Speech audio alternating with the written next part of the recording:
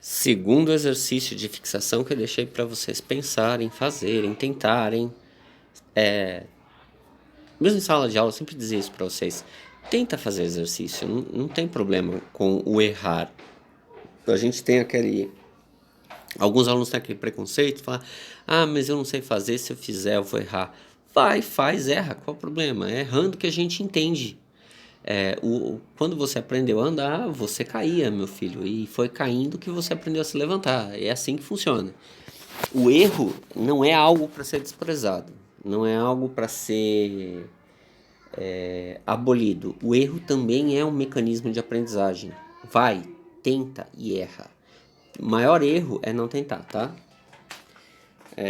O segundo exercício é: uma pedra é disparada por um estilingue com velocidade inicial igual a 4 metros por segundo sob um ângulo de 60 graus em relação à horizontal, desprezando o atrito, né, considerando a gravidade de 10 metros por segundo ao quadrado, é para determinar o alcance máximo dessa pedra.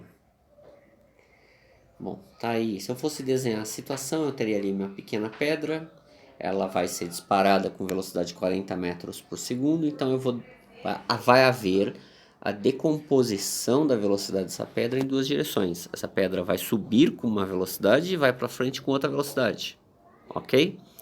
E ela será lançada sob um ângulo de 60 graus, que esse ângulo está aqui. Antes que alguém diga, Josmar, mas esse ângulo que você desenhou e não parece nada com 60 graus.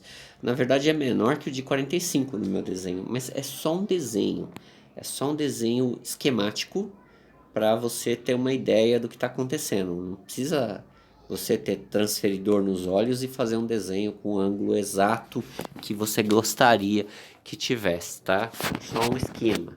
Bom, de novo, como no exercício anterior, porque é um exercício muito parecido com o anterior, eu vou calcular a velocidade inicial de subida, porque eu preciso saber quanto tempo esse objeto fica no ar, para eu poder dizer quanto tempo ele se move para frente.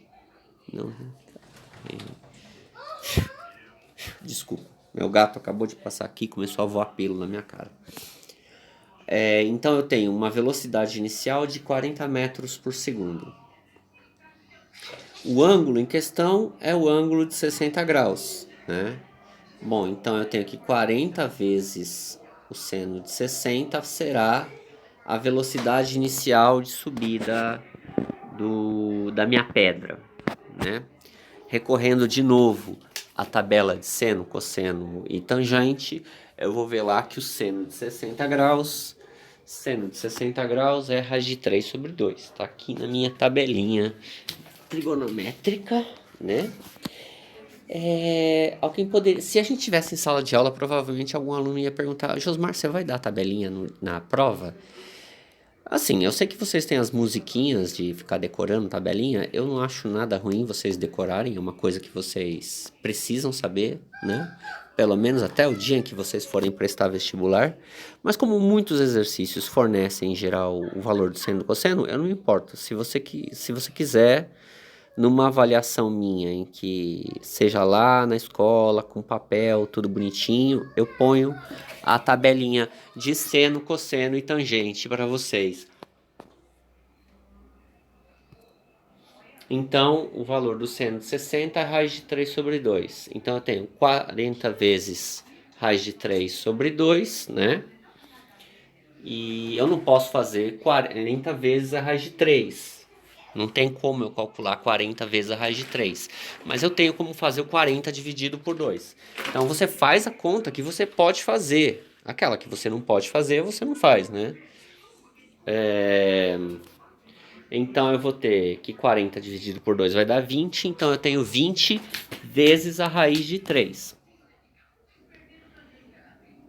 Portanto, a velocidade inicial de subida é 20 raiz de 3. Ok?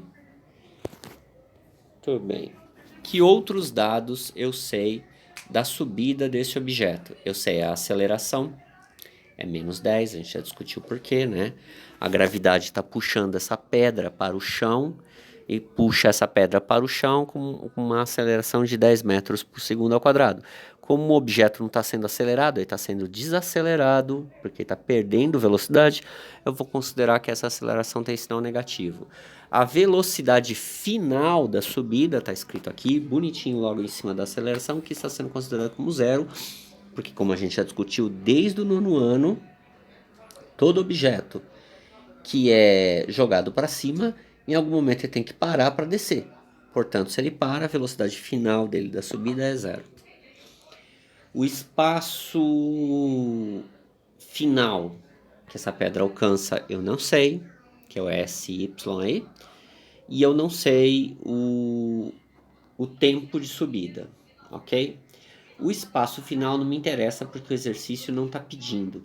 Os últimos exemplos que eu estou fazendo, eu não estou considerando calcular a altura que a pedra chega, mas existem exercícios de lançamento oblíquo, onde o enunciado pode muito bem perguntar qual foi o alcance da pedra e qual foi a altura máxima que a pedra atingiu.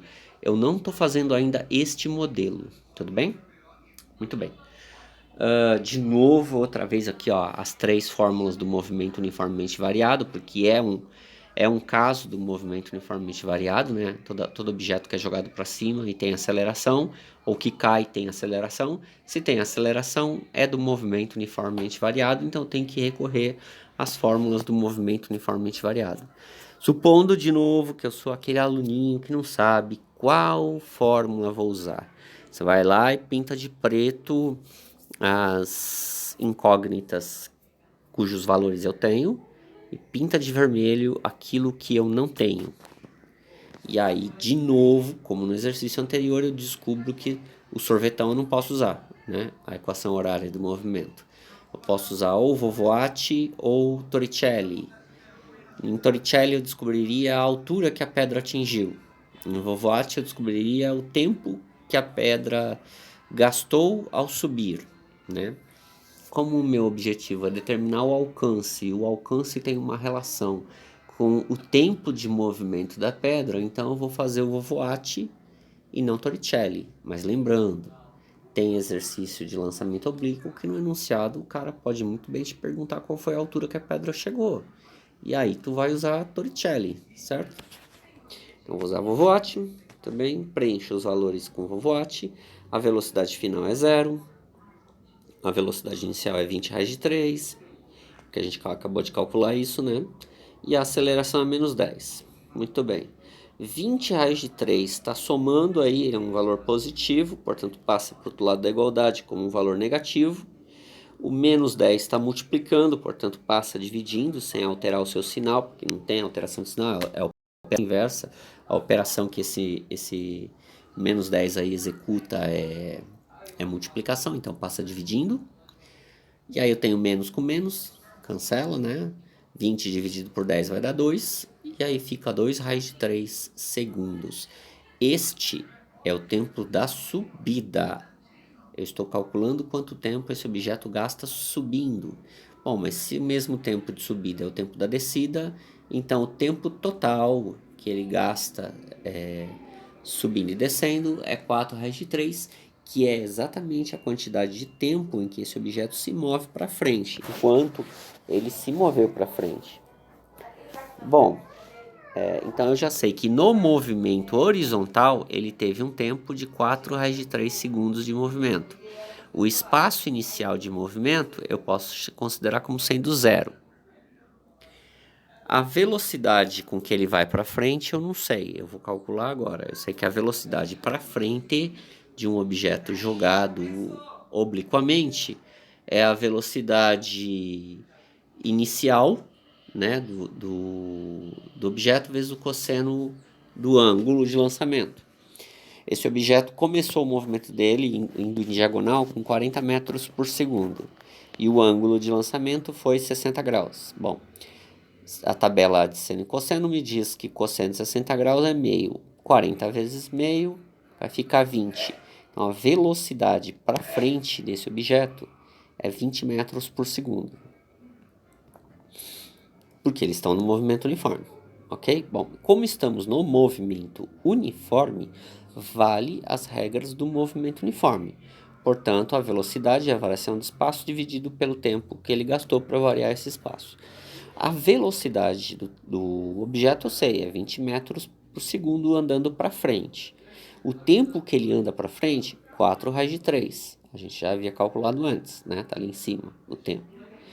Portanto, se o tempo está aqui dividindo, passa multiplicando para o outro lado, vai ficar 4 raiz de 3 vezes 20, que vai dar 80 raiz de 3.